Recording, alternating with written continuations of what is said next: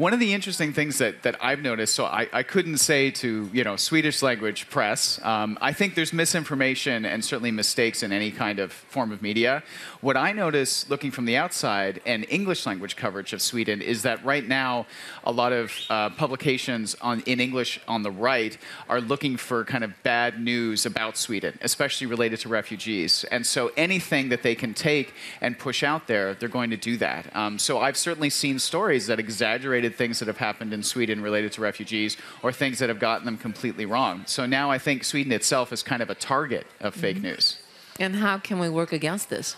Well, one thing I think is to realize that this particular topic, refugees, is something that people around the world are really looking at Sweden for.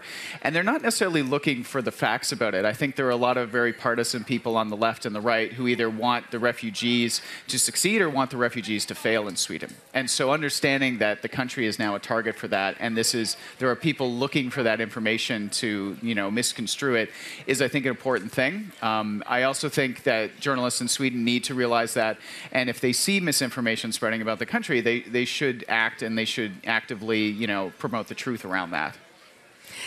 Do you think we're naive in Sweden about this, about fake news?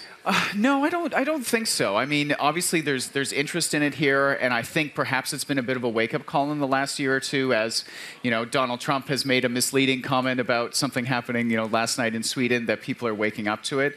But in general, I would say that over the last 8 months, 9 months, a lot of people who never thought about online misinformation before are thinking about it now. So maybe we were all naive, not specific to Sweden, but all of us weren't really seeing it and weren't being affected by it, so we didn't think it was such an issue.